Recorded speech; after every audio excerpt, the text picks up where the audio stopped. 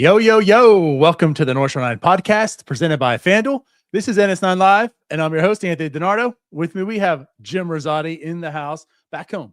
You're actually in the AAA Louisville, Indianapolis, Louisville game, and now you're here. Yeah. I had to hit the mute button there too, right off the bat. I had to sneeze as soon as the show started. But no, I was at the Indianapolis Louisville game tonight, and I was planning on doing the show from the game, but it was kind of cold. The Indianapolis lineup wasn't really like, it was Valdez and Flores. Like, there was no password, no Termoir. So I was like, yeah, I'm just gonna peace out a little early. And There you yeah, go. here I am. Well, glad to have you back here. How cold is it there? The high today was 67, but like once the sun went down, like it's 59 right now, and I just wasn't dressed appropriately. Okay. All right. I mean, like, it's mid-May. I figured it'd be have those type of problems, but yeah, I mean, I was in a t-shirt and shorts, and yeah, I was a little chilly. After the fifth inning, I went up into the press box from like my seat, and I was just like, I'm just gonna go. Well, I will say this: that team's not that exciting. They're just not really not. They're really not. I mean, Jose Urquidy was starting tonight. Like, they're yeah. Right. I know Esmerlin's been having a solid season, and I mean, those guys are, but it's like they're not really prospects, not really that interesting and such. So it's kind of the thing you deal with when you're in AAA. There's a few very interesting players, but half of them weren't playing today. So, and there's that. Right. And it was cold. With that said, Ty will be on. He's running a little bit late. Yeah, he has those baseball things he has going on. So he'll be on with us shortly. But I mean, we have a lot to talk about today because the Pirates are winning baseball. They just took 2 out of 3 from the Rockies. So there's another series that they won. They have the Philadelphia Phillies coming up next. That's going to be interesting. That's going to be fun. But I think the bigger news is the fact that Jared Jones is close. And Jared Jones isn't even here yet, and he's making things interesting and people talking about him all throughout Pittsburgh. So I think we can talk about Jared Jones and also how he's going to help out this bullpen, because his return is going to help this bullpen, right? In some way. It should help it in some sort of capacity. Yeah. So he's going to be pitching. Do I know what that means? I have no idea. And yeah, so we're going to discuss that tonight. He's got, I mean, he's going to start Sunday. He's going to start next week. He's probably got 3 more starts in the minors before being eligible to come off the IL, and all indications show that he's like on track to be ready as soon as he's eligible. So I would expect Jared Jones to be here at the end of May. Now it's just like, how is he going to fit into this team?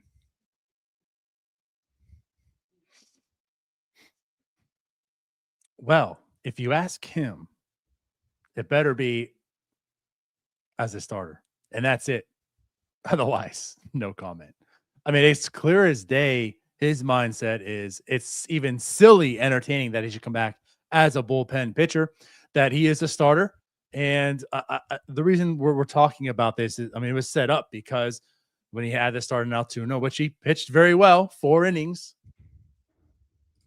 there was a question asked, you know, you gonna throw the bullpen? Is that a possibility when you come to Pittsburgh?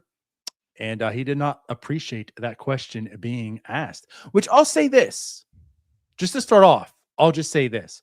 I thought that's a valid question to ask, because I think there's actually a lot of people who think he's better suited as a bullpen pitcher, regardless. Like, he is a reliever. There's definitely a subgroup that think that already.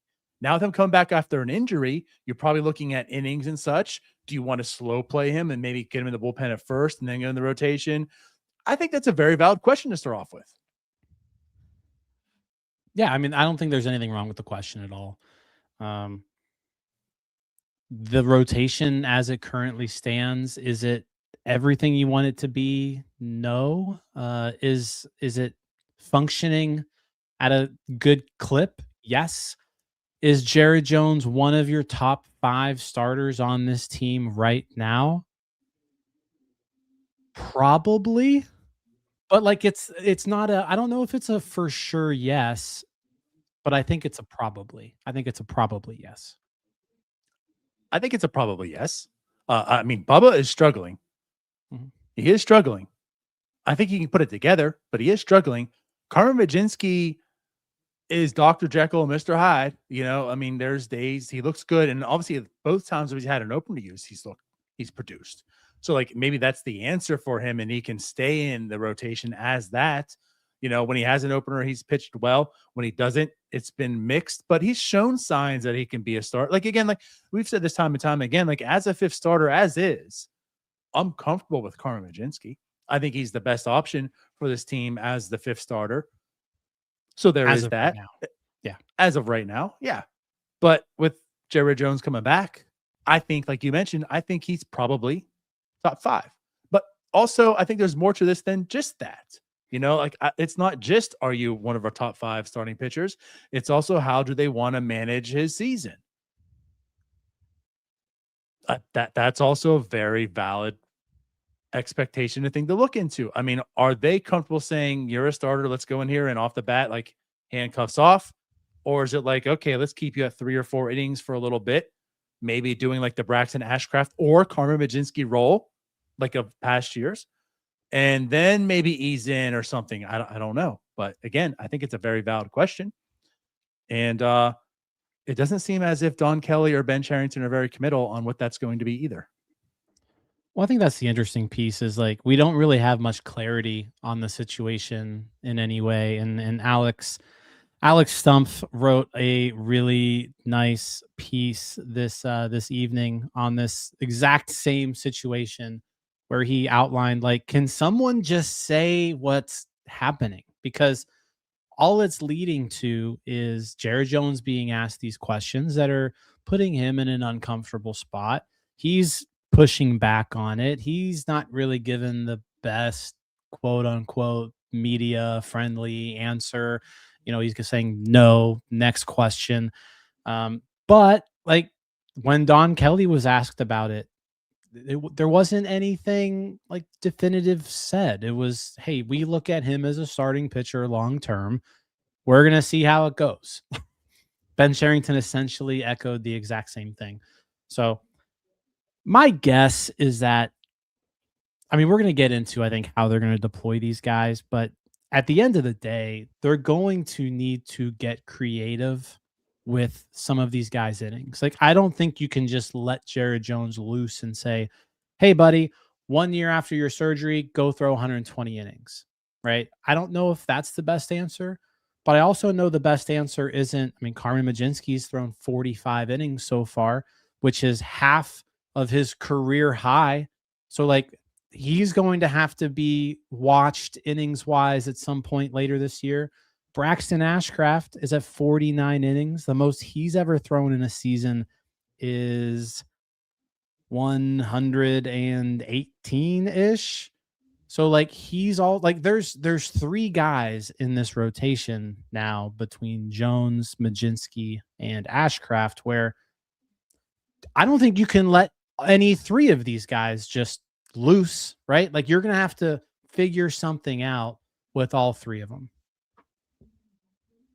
Welcome, Ty Ty. What's up, Ty Hello, Ty? friends. Good to see you. Did you guys win tonight? We did. There you go. Oh, well, congratulations. Congratulations. So we have better mood tie tonight. Except it took you like 2.5 hours to get home. That is accurate. Yeah. We're talking Jared Jones. We are. We are talking Jared Jones. Yeah, I'm assuming that I agree with Jim because I've heard your opinions throughout it of just his comments and things like that. I really don't care. Like, I wouldn't want to be in the bullpen either. I haven't even said my opinion on his comments yet, Oh, but yeah, well. we can say that. Yeah. My bad. This is what I get for joining a little bit late here, but You mentioned like they're going to have to get creative with some things, and I think some of that might just come from as we get closer to the trade deadline. There might be an option to add another starter to this mix as well. We talk about the bullpen a little bit as well, I'm assuming, but they're going to probably need to add some arms and, like you said, get a little bit creative with this. The innings are definitely a worry, but also as this season goes on, injuries are going to happen. So it's somehow this does end up finding a way to work itself out. They are going to need more arms, though. You hope it doesn't find its way out like on May 25th. Like, right. Hopefully nothing happens in that time. And it's like, oh, well, good. We got Jared Jones. Cause I'd rather these pitchers be healthy, but like, I don't know, man. I think the best case scenario, Jared Jones comes in and he goes into the rotation, which puts Carmen in the bullpen. Cause like there's two things to that.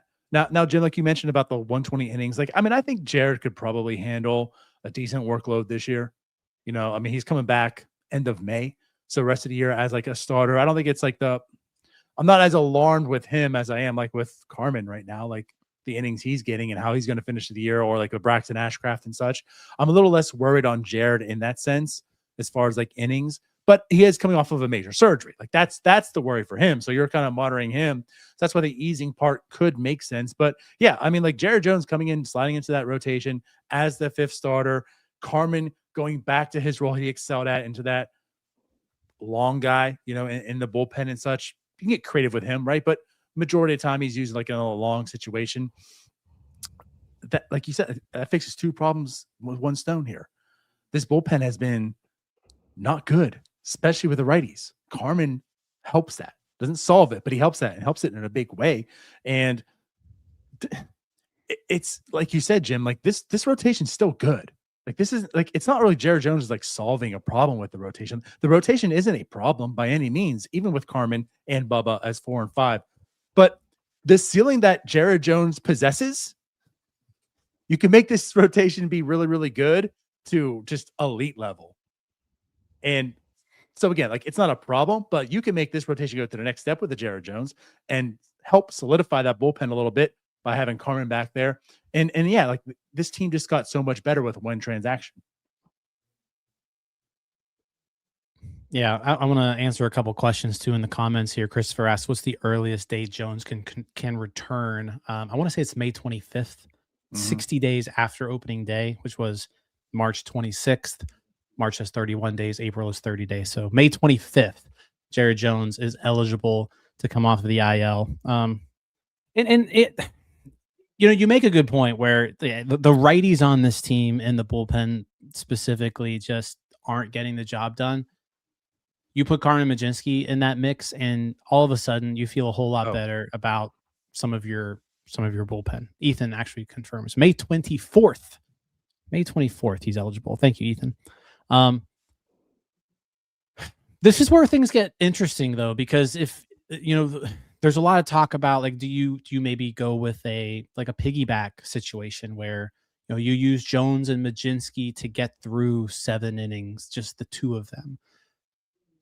That in theory sounds great, but if you do that, you're almost like it's taking away a bullpen spot, really. Like you're essentially creating a 6-man rotation.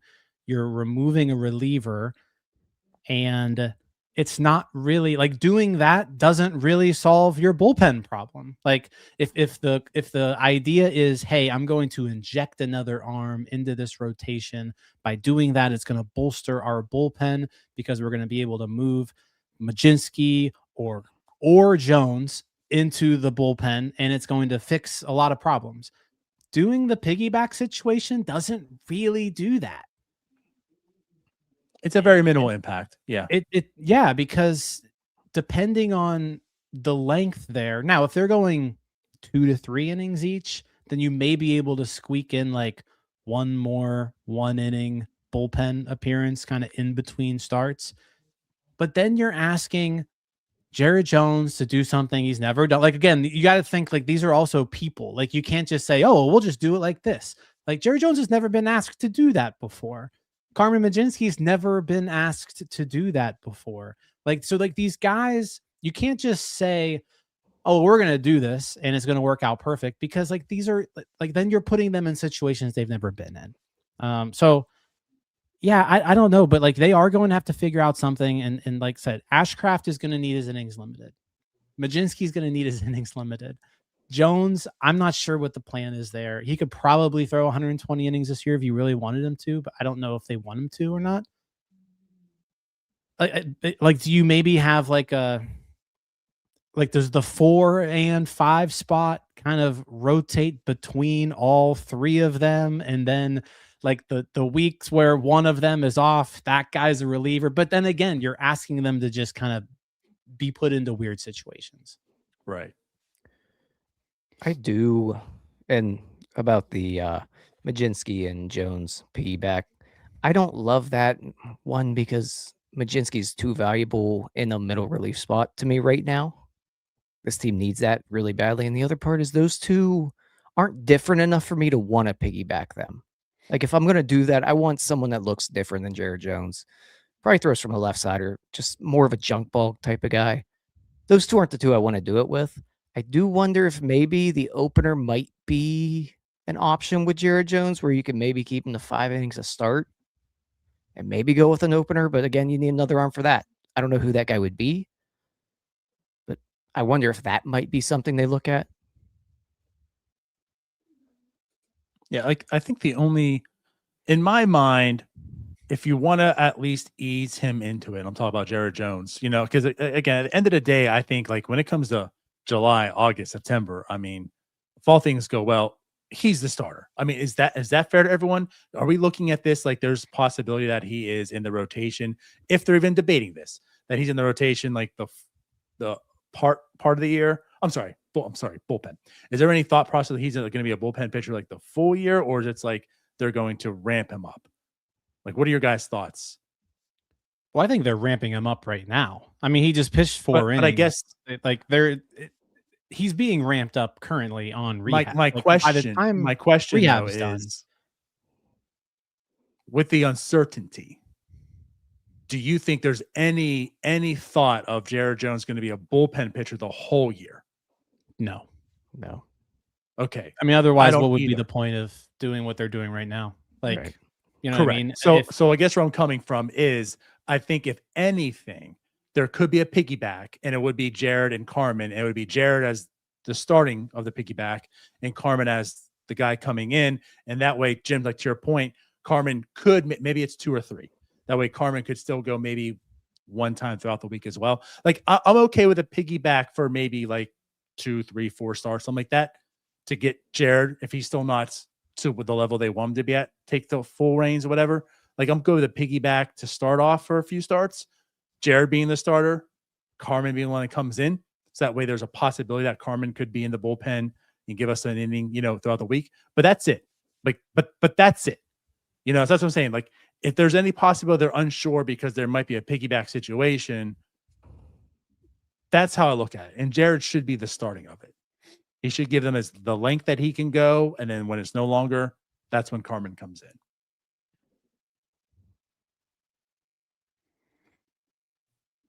I just don't want to see those two together. I get it. I guess things don't see the benefit to it. Because again, you're just taking away a reliever by doing that. And this is a bullpen that we've seen already at times. It gets taxed, and that can happen pretty quickly. We've had to move people in and out of this bullpen fairly regularly up to this point. Wilbur Dotel had to be sent down to the minors, the one effective reliever that there was that we've thrown at the wall so far from the right side. He had to be sent down just because of availability.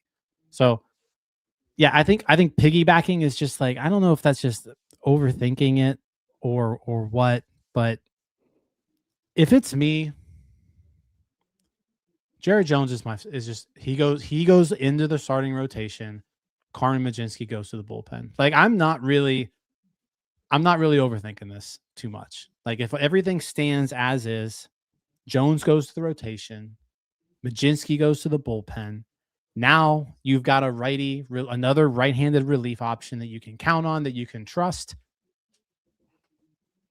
That's where I'm going with it. And you know what? If you need to have a day where, say, they're playing, 11 days in a row without an off day, then you feel pretty comfortable with, hey, let's put an opener out there. Let's go Carmen for 4 innings. Boom, boom, boom, bullpen game. Like, I think that is an option, and I think that's a way to kind of maybe give Ashcraft an extra day every now and then, give Jones an extra day every now and then. That's like, you're making me pick something. That's what I'm picking. I'm going Jones in the rotation, Mlodzinski the bullpen. I would do that as well. I'm just thinking of a way to limit Jones's innings, but yeah, when it happens, that's the way I'd go with it. Jones in the rotation, and then just unleash Carmen. Unleash him as a reliever. I don't want him on a set schedule where he's, use it again, piggybacking off someone else. No, I want him to be a high leverage reliever, a middle reliever, wherever you want to put him, but I want him pitching many meaningful innings when they need him. Yeah. And I wanted to bring up this comment because, like Greg does say, I think y'all are overthinking this. And again, like, I think what we've done right now is we're trying to think what the Pirates might do. Like Jim said, what he would do. And I mean, I've been a hard stance on this from day one. I mean, Jared Jones is a starter. Carmen Mlodzinski is an elite bullpen arm, and he really needs to help this bullpen. So, like, yeah, if it's me, I'm laughing with Jared Jones as well. I'm the starter, and Jared Jones is the starter. And again, that's why even entertaining the thought that they might do a piggyback, that's why I want Jared as the starter of the two.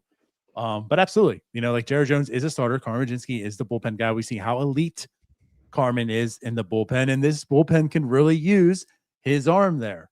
So that's where I'm going as well. Like I said, though, like, if they are entertaining this, I'd be fine with it. I could make sense of it, some type of piggyback situation for a few starts, whatever.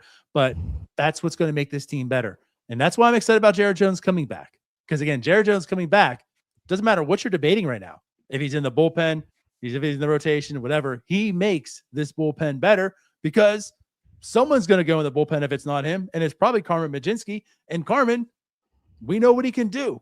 And the fact that he can give those type of innings. So, he can go out there and give you 2 or 3 if you need to add some length. Like you talk about, maybe Braxton, maybe he's scheduled to go. I mean, they were doing it with Paul Skeens before. Maybe he's scheduled to just go 60 pitches this game just to save some innings, right? So Carmen goes out there and gives you 3. Like, Carmen's going to be a great help for this rotation and bullpen. And Jared Jones, same thing. Yeah, I think something that's kind of been lost on us is just like, it's been a while. We haven't seen Jared Jones pitch in a long time. So, but I mean, dude's electric. I mean, when he was pitching, every Jared Jones start was like must-see TV. Now, the team wasn't nearly as good back then, so he was like one of the only exciting pieces of the 2024 Pittsburgh Pirates. But he just kind of like burst onto the scene. I mean, when he graduated off of prospect lists, I think he graduated as a top 10 prospect on Baseball America. So, like, I want to say, like, I think we're also forgetting how good Jared Jones can be, because we also, like, we saw him when he was 22 years old in his rookie season, getting his first taste of Major League Baseball. He kind of like just had an outstanding April where he burst onto the scene, started fading a little bit down the stretch. But I think a lot of that can just go towards, he was tired. He was clearly like battling some injuries too at that time. At the end of the year, you look at his numbers and, 120 innings, 4.14 ERA. Like, what are we talking about here? Like, that's out of a 22-year-old. This is a starting pitcher. Like, there's nothing around. Like, he was an above average starting pitcher as a 22-year-old.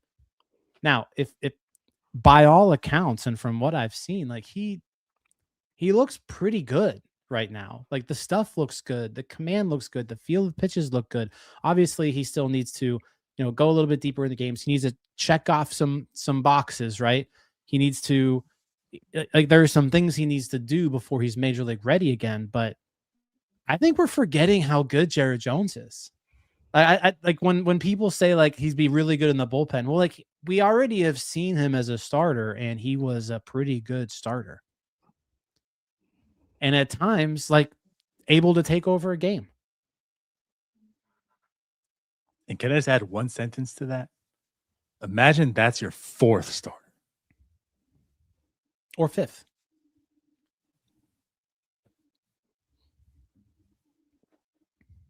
Ty. I mean, I still do have some concerns with Jones.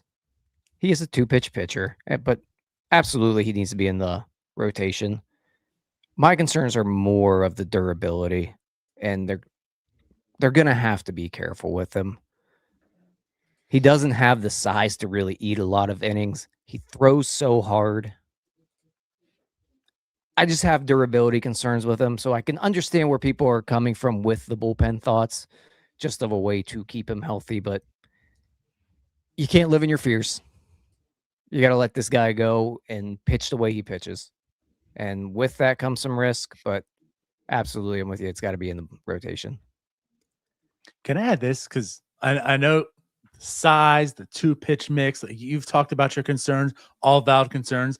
And I'll say this, that subset of Pirate fans, I think like he's more of, he's built to be a reliever anyways. Like there's validity to the argument. Like I'm not going to completely dismiss them, right? He was a beast as a starter, but there are signs of like maybe it's not going to last. Maybe there's concerns that that's kind of blipping. He didn't wear down because of just 120 innings. He wore down because he's not a starter and guys got to him. But I want to say something here because we missed last year. Like not only am I excited that Jared Jones is back, I'm excited because we haven't really seen his development. He came on and that's what he was. Do you guys not remember when he started throwing the curveball? I mean, Mitch Keller, like he started throwing the curveball and was like, man, that looks kind of sexy. Now we didn't get to really see it because it's towards the end of the year and stuff.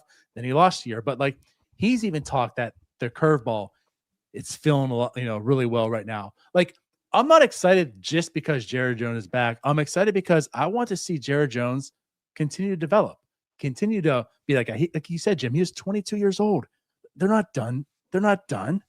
He was 22 then. He's not a finished product. He's still developing. He lost last year. He's threw a curveball. He's throwing a changeup. He's not hopefully just a 2-pitch pitcher, So like, let's see this development. Let's see how good he can be, because the thing is, we saw how good he was with just 2 pitches.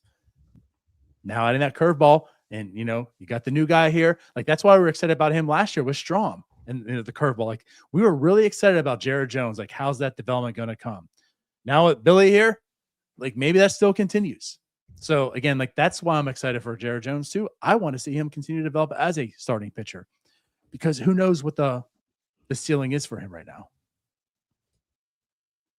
I've seen a lot of 2-pitch pitcher talk as well. I mean, this isn't a ton of data, but like this is from his one start in AAA. He threw right now too. He threw 47% four-seam fastballs, 24% sliders, 11% curveballs. He also added in a sinker, which he didn't have in 2024, and he threw 8% changeup. So, like, he threw 5 pitches in his start where we've got the StatCast data for it in AAA. So, and it's not like he was just throwing four-seam slider. Like he mixed like that made up 70% of his pitches, but he threw some curveballs and some sinkers and some changeups. So yeah, I is he a 2-pitch pitcher? Not really. Is he a 3-pitch pitcher? Not really. He's probably like, I mean, we'll see what happens whenever he flashes them all, but they all graded out pretty well too on a stuff plus scale. So like the stuff is there, and yeah, I say at this point, just like he's your starter. He showed you already he was a starter and he was effective doing it. the guy that we're talking about, Carmen Mlodzinski, I think he can maybe start. Guess what? I know Jared Jones can start. And I also know Carmen Mlodzinski is a really good reliever. So let's just stick with what we know. I know Jared Jones is a starter and he can be effective. And I know Carmen Mlodzinski can be an effective reliever. Let's just do that. Boom. Yeah, we're not taking Nolan Ryan out of the rotation here. No, I mean, this is a guy that, like, we have to say, well, it makes sense to use an opener for him because he can't face tough lefties 3 times through. Like, that's why they use the opener for him. Okay, well, so he can, he's a starter kind of, sort of, some of the time. Right. Hopefully. Which is fine for a 6th starter, right? You can be your number 6. You need to have somebody come in there and pitch 4 innings every now and then. Carmen, go ahead. Which is why I completely poo-poo the 6-man rotation thoughts that have been thrown around as well. Hell no. Well, 6-man rotations, all that would do too is like it limits Skeens' outings. Right. Like, I want Skeens, I want Keller, those 2 in particular. Like, they've got to be pitching every 5th game. Yeah. For sure. Right. Yeah. Last thing you Agreed. want is to take away Paul Skeens starts. That's not a formula for winning. So let's not have a 6-man rotation. Yeah. But no, I like this discussion. I like it. I think, again, it's the cute thing would be to do anything else. I again, though, like, I cannot wait for Jared Jones to get here because this team is going to just get so much better. It helps out in so many ways. And again, this bullpen can absolutely use a Carmen Mlodzinski. Gregory Soto has looked excellent. I mean, he has looked excellent. Ty. Excellent. Ty. But outside of that, like, again, like, as far as righties go, there's been nobody. Like, nobody can step up. Like the Justin Lawrences of the world. I mean, I had a lot of hope for him. Even when he struggled early on, you know what? The command just wasn't there, but we've seen it before. And he had that stretch of 7 games I keep talking about where it was there. Guys, I don't know if I'm there with Justin Lawrence anymore. He has stuff, but again, I think someone talked about it on the post game, but it's like, the thing is, this team isn't in a situation now where they can afford time for guys to find it again. 3 years ago, there's no expectations, like, whatever, but they need to win. They can't have guys that keep costing them wins. And so again, if Jared Jones comes back, someone's got to be a casualty here soon. If anything, is Justin Lawrence on this team past May 24th, 5th-ish?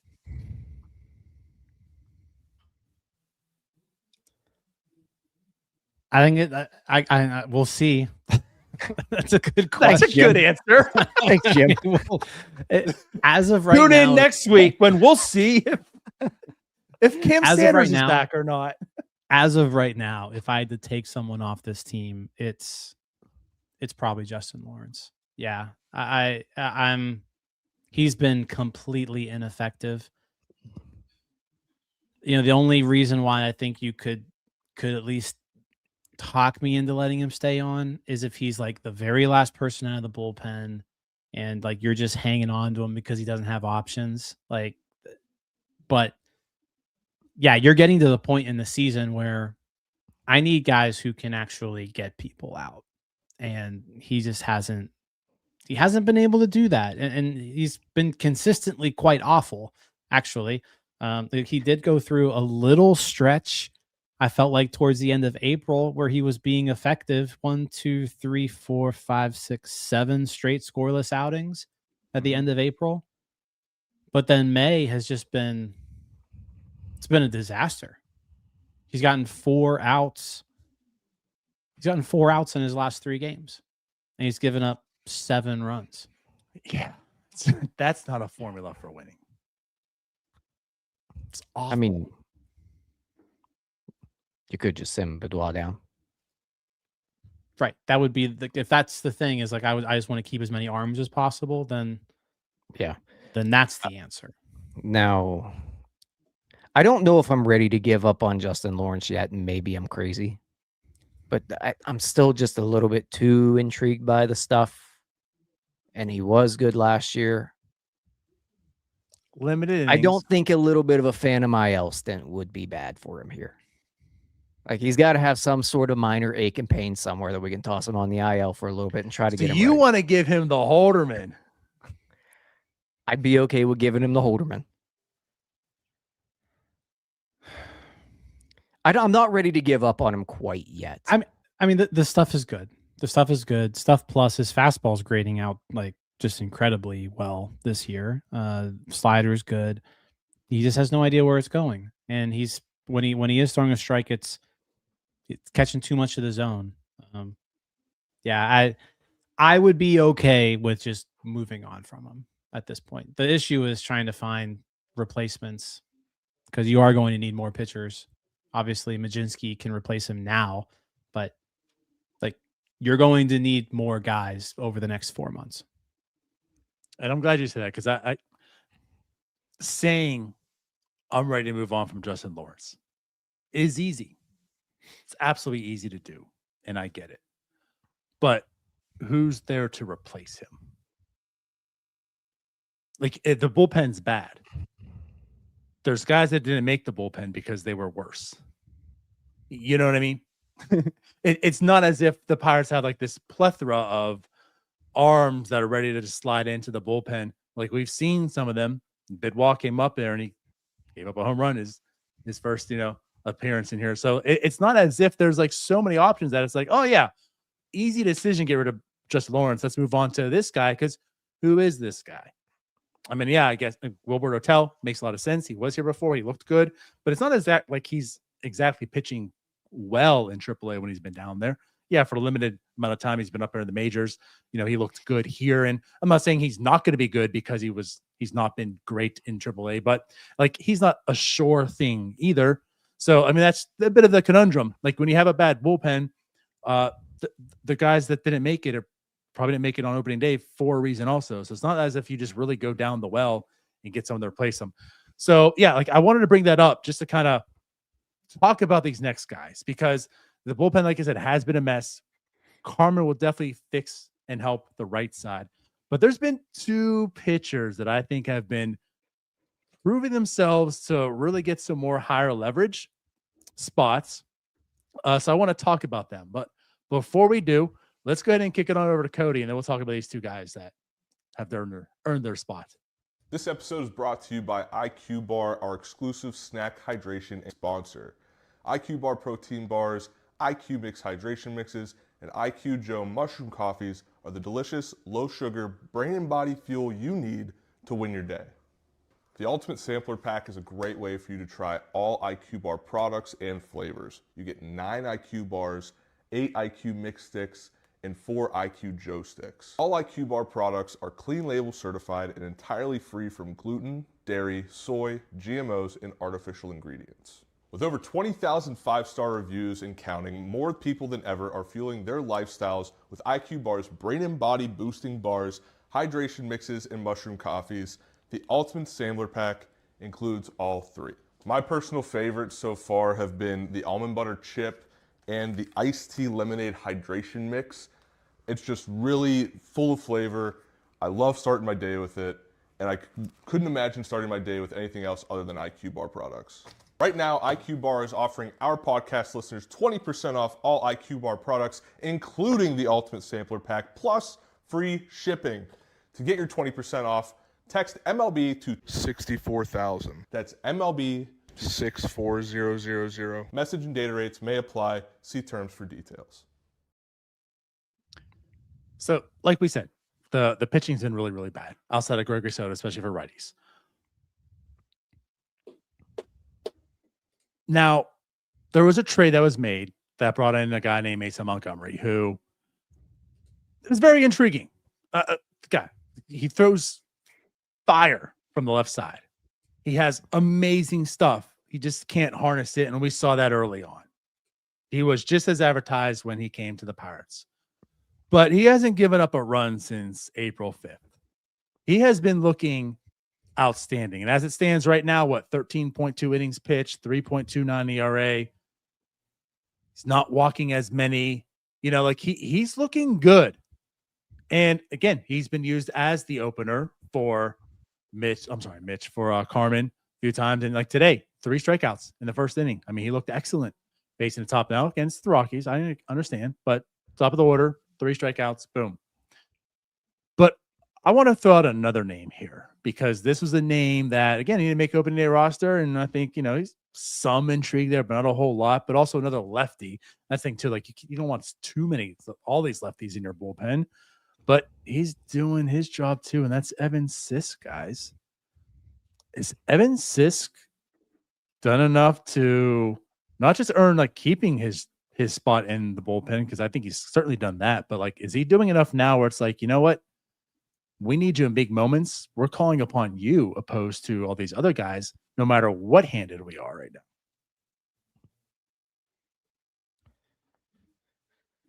He's moving up the reliever confidence rankings for me. That's for sure.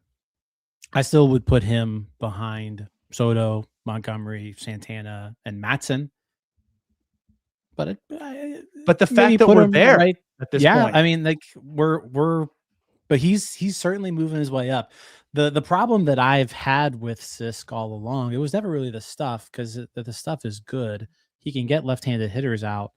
The problem that I've always had with Sisk was he always really struggled getting right-handed hitters out, and you couldn't trust him to throw strikes. Like, he was all over the place. He's throwing strikes. He's throwing strikes right now. And the stuff is like, it's different stuff. It's not overpowering stuff, but he comes at you from a weird angle.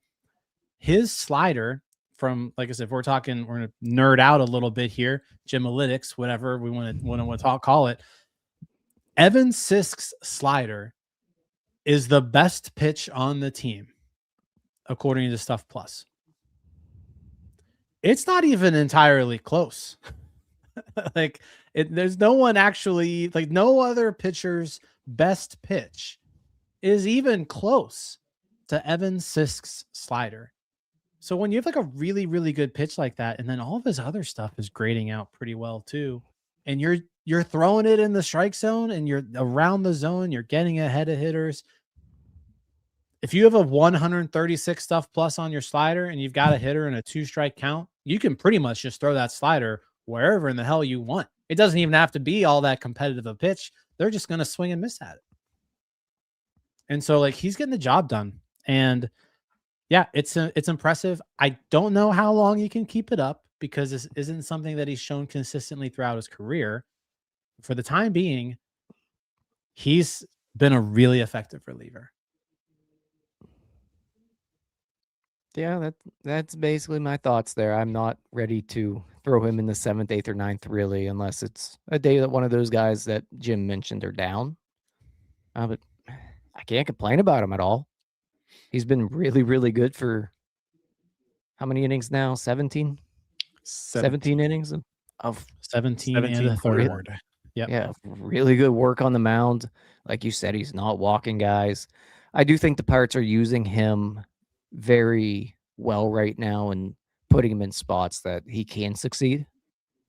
But so far so good. Do I trust him to, go hold down the 8th inning of a big game in August against the Cubs? No, not right now. But I mean, if he continues this, you never know. I mean, crazier things have happened. Relievers are weird. Sometimes they just catch lightning in a bottle. I mean, I didn't think Dennis Santana would be in the spot he's in whenever they acquired him. So you never know. Right. Yeah, all the things that Jim said, once again, yeah, absolutely. The location's a lot better this year. His pitch is a lot better. He's throwing strikes. And also the fact that he's getting righties and lefties out basically like equally. You know what I mean? Like, there's no like hard splits. Like, it's all small sample. So also understand, huge asterisks on everything we're talking about right now. It's all small sample. It's just, however, in this small sample, and the fact that in this small sample that you're seeing all the other relievers losing confidence, that maybe you're loosening the reins on him and saying, you know what? It is the 7th inning.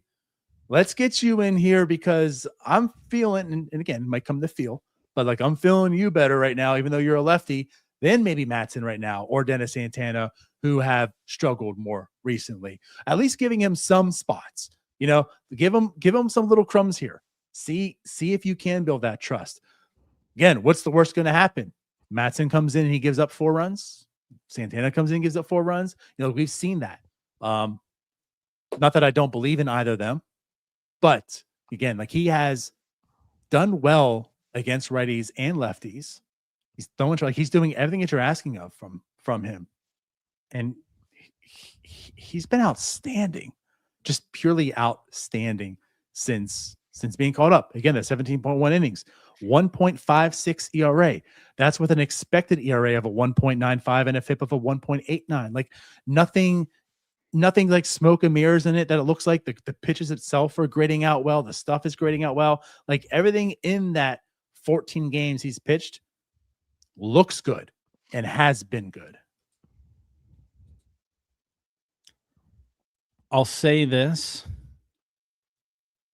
They haven't really let him pitch in any sort of high leverage whatsoever, like at all. Going into today's game, he hasn't pitched in a Pirates win where they won by less than 8 runs. So like they're not putting Evan Sisk into like 1 or 2 run ball games. Like they're putting him in when the game has already basically been decided.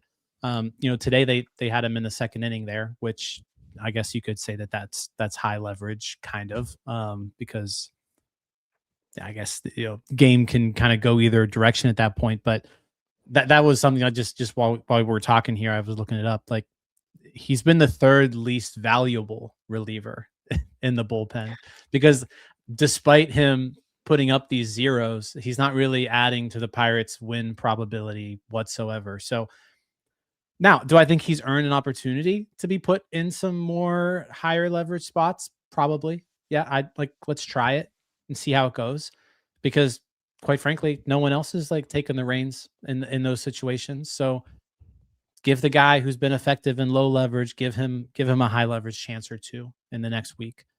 But yeah, so far so good, but he also hasn't really been in any high pressure moments.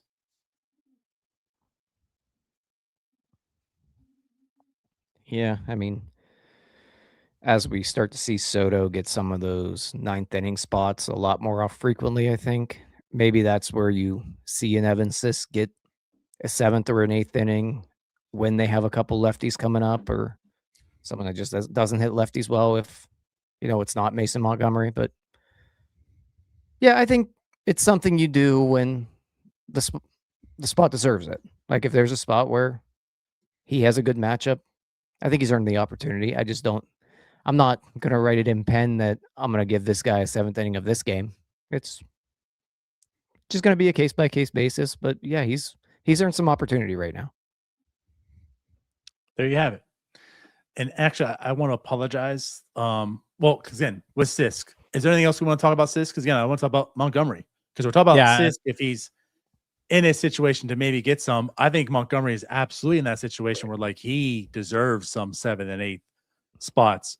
When I mentioned about Montgomery and his stats, I had a sort of as reliever. Technically, he has started games, so that wasn't his full stat. So actually, he has 16.2 innings pitched at a 2.7 ERA for the season, 2.21 FIP. So again, like with him, it's all looking good. Again, the walks are down. So yeah, he's been very effective this year. So everything we talk about with Sisk, as if he's getting more opportunities to maybe get into some higher leverage situations, it's like Mason Montgomery now, your 7th or 8th inning guy. Are we just going all out lefties? Is basically what I'm asking. I'll say this with Montgomery. I mean, we all knew when he was acquired, like the stuff was nasty. The thing that's been holding him back has obviously been the control. Opening day, he comes out and he walks 3 people. Hasn't had an outing since then where he's walked more than 1. And I think he's only walked 5 batters since opening day. if I'm adding up 1, everything 2, 3, correctly. 4. Yes. So like he's when your stuff is that good and you're throwing strikes, like you're going to be effective because he's nasty. There are not many people who can throw 101 miles an hour from the left side and then drop a devastating slider on you whenever you're geared up for that 100. Like it's the list of people who can do that, it's small. And Mason Montgomery's on the list. Like I said, the walks have been the only thing holding this guy back. And he's gotten that under control. So like just from a confidence standpoint, I'm fairly confident in Mason Montgomery at this point, but I still want to see more of it. Like I need to see the consistency. He's done it for 17 innings now. Show it to me for another 17 innings, right? Because if he can, I mean, we're always talking about like who can be the future closer here, right? I mean, Gregory Soto's on a 1-year deal. Dennis Santana's leaving after this year. This guy, the answer is this guy. Like Mason Montgomery is your future closer if he can figure out how to be consistently around the zone and throw strikes. Like that's the answer. He's got the best stuff on the team. And when he's throwing it around the zone, no one can hit him. Dude can't be hit. But let me ask you, and Tyler, I want you to answer this too. Like, that's all fair. You know, I want to see him do it over the next 15 as well. You know, like I need to see more of it. Can this team afford to wait to see more of it? Or like, do they need to say like, I mean, listen, let's find out now and put you in it, because again, like what is the alternative? They're struggling mightily with this bullpen. I mean, the only person you really trust is Gregory Soto. That's it. So can they afford to even say, let's see it for 15 more and see if you can give us the confidence to put you in that? Because by that time, Santana might have a 7 ERA. You know, Matson could have a 6. Like who's to say? Can they wait? Nobody else is banging down the door. I mean, I think that's all it really comes back to is there's nobody else taking that role or taking that opportunity right now. So again, like I said with Sisk, I think you kind of start by just doing it matchup based and using these guys where they're going to be the most valuable. Like you mentioned earlier, Montgomery to me is ahead of Sisk in that pecking order of if you're going to move Soto later in the game and use him more in that 9th inning role. Montgomery is the guy that I use instead of Sisk when you have spots with lefties, but he also might just be a guy that has figured it out here. You got to see some more, but he did something with his 4-seamer that it is just not getting touched at all this year. And last year it got tagged a good bit. So whatever they figured out with him is really working. Don't know what it is. Can't really pinpoint it, but hey, they figured something out to this point. You talk about Montgomery? Yeah. Can I add something here too? Sisk is pretty. You know, Mark Twain famously said that the reports of his death were greatly exaggerated. I feel like we're talking about Dennis Santana like he's already dead too.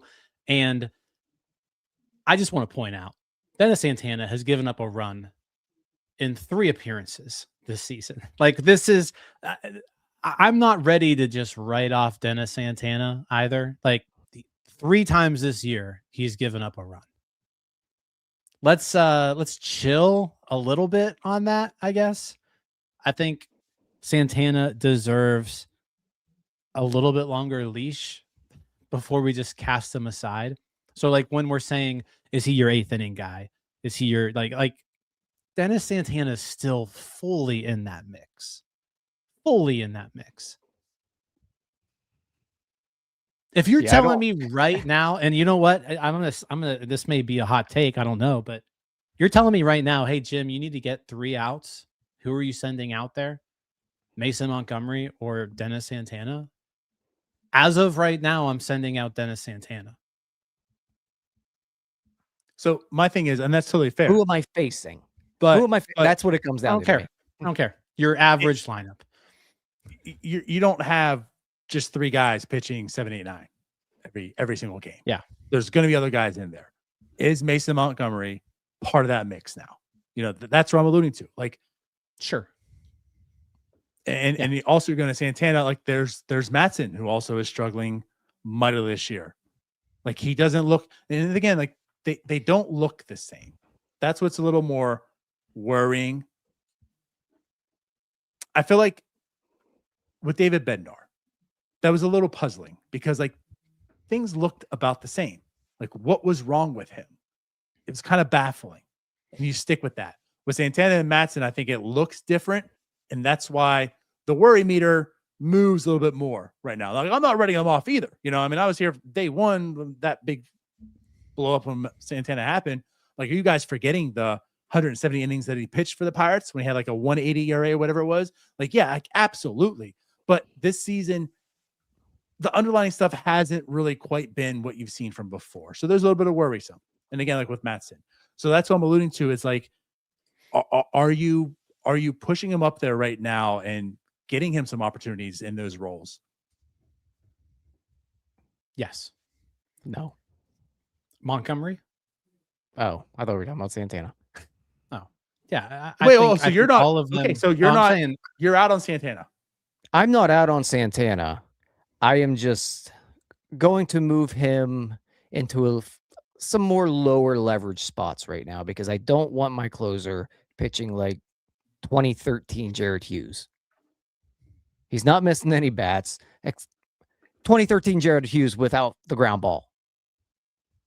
He's not missing bats. He's walking too many people. I got to get him right, and putting him in high leverage just isn't going to do it for me right now. All right. he So pitched today. He pitched today. Scoreless inning.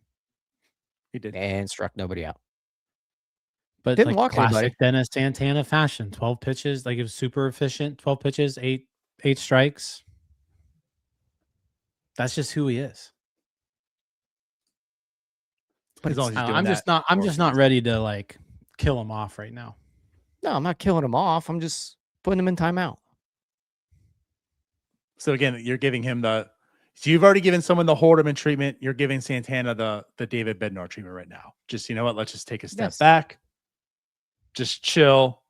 Let's just work on some things, put you in non-major leverage situations. And in the meantime, that's where Montgomery slides in for you. So Santana's kind of out right now when the game matters. Montgomery's in until we kind of adjust again. Depending on matchups as well. I mean, lefty righty's gonna play into it a good bit here. Sure. But yeah, I'm gonna probably just ride it out with I can't believe it Gregory Soto right now and in those big spots, because that's your best guy. That's why you paid him $7.5 million. What a There you move. go, Tyler. Art. He's been really good. Real savvy, Buccos. Attaboy, Ben. He's I mean, at this point, he's an all-star, I think. Like, is Gregory Soto an NL all-star right now? I think so. He could be. Like, the good thing about that is he's not going to be forced to, because the Pirates have to send somebody this year, so it's their closer. The thing that might hurt him is like be. the save. I mean, he has 4 saves, but like By he's just then. been lights out. Like, who knows? I mean, if he just holds on to this role, like by then he could have enough. But at this point, yeah, I don't know. But he's having an all-star worthy year. That's for sure. Yeah. And he already was one with the Tigers. Was he twice an all-star? 2-time all-star. So there you go. So like, he's done it before. He's been there. And so far, better season than he had with them. Ben Cherington masterclass. Hate to say it. We've been on here for an hour already. Mm-hmm. Do we talk about this Phillies series real quick? Unless we have anything else to add on the bullpen. That bum of a team. We haven't said one single thing about an offensive player yet tonight. There's nothing to say. They're excellent. They're perfect. Especially now that we got Andy Rodriguez and Jared Triolo back. Just Yes. perfect. Jared Triolo, the catalyst. Phillies series. How about the pitching matchups in this series this weekend? Pirates clear. Braxton Ashcraft versus Aaron Nola. Bubba Chandler versus Christopher Sanchez. And Paul Skeens versus Zach Wheeler on Sunday. So 3 dubs. that's what it looks like.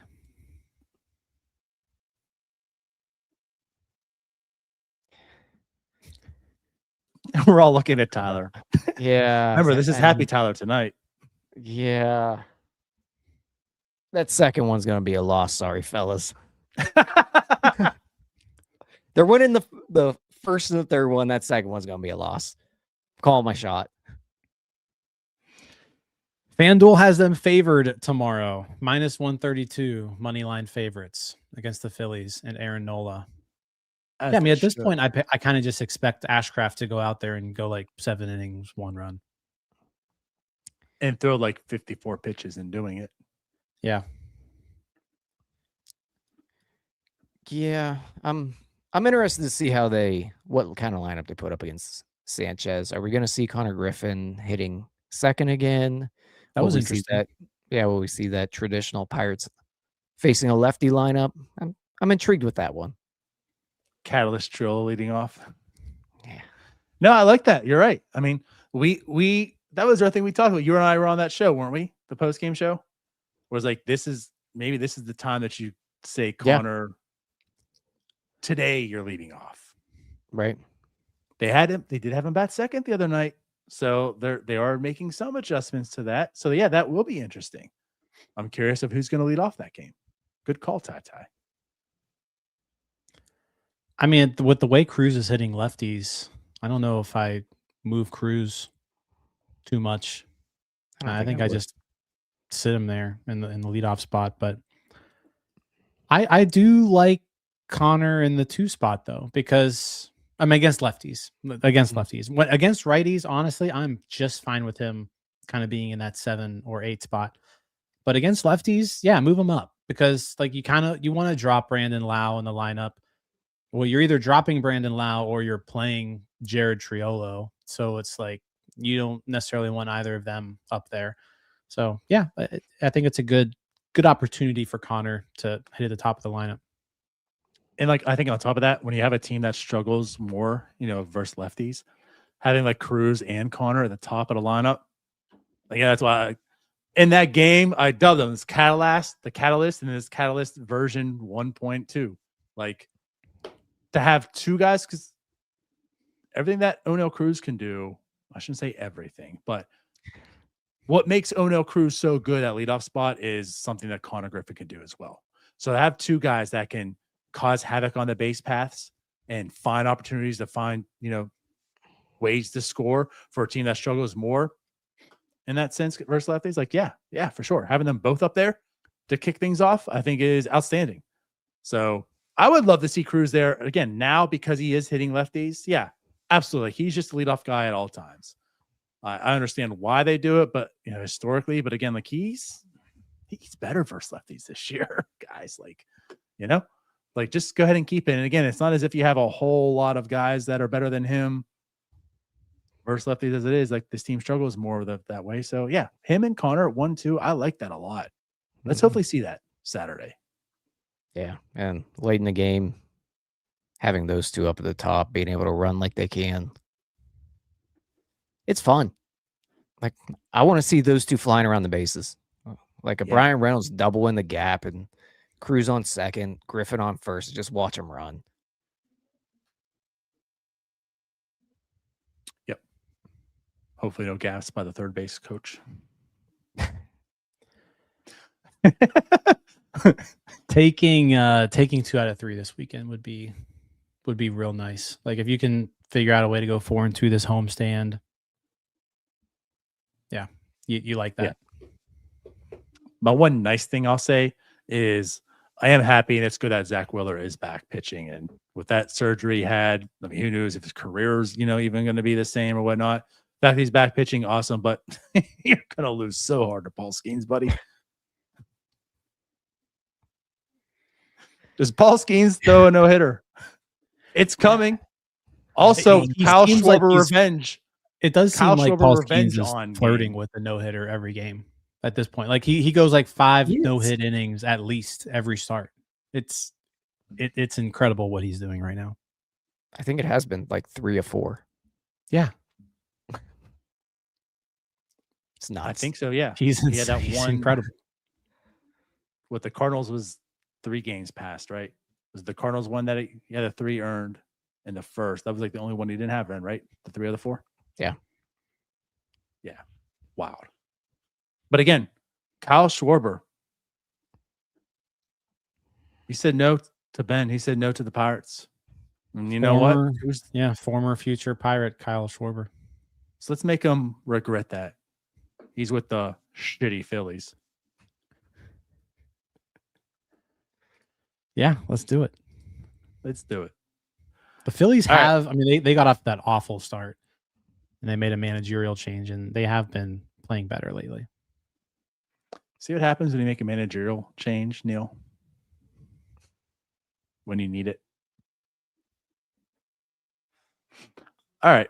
Well, yeah, they're 21 and 23 now. So yeah, I mean they're back in there. But again, yeah, like the run differential, someone put it out here. They're like the complete opposites. And Pirates, they play good baseball. Again, they won Pirates another should be series. favored in 2 of 3 of these games. And Bubba did at least look better his last start. Give him that. Yep. All right. So we out of here. Let's get out of here. You guys know the deal. Hit that like button. Hit that subscribe. If you don't, I don't know why you don't. Go in the description. There's the link right there for tickets. June 13th is our tailgate. We'll have a whole section where we'll be sitting at $10 preloaded value. Everyone after the game gets to do what, Jim? You get to play catch on the field, which is kind of fun. If you haven't done it before, it's a blast. So yeah, bring your glove if you're coming to the game. That's right. Make When was the last Tyler time you pitch brought to your you. glove to the game? Yeah, but yeah, Tyler will pitch to you.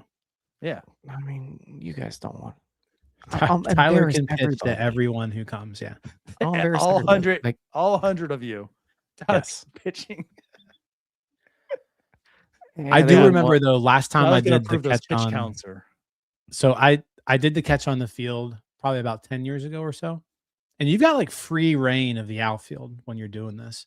And so we were just like lobbing balls up like over the fence and then robbing homers over the left field wall. It was fun. So rob Tyler's homer as well. There you go. I'm gonna need Kyle Hendrick there so I can hit one. Yeah, so it's gonna be fun. Sponsored by Permani Brothers. We'll have a lot of sandwiches there to begin with. So a lot of fun with that. And outside of that, I don't think there's anything else to talk about.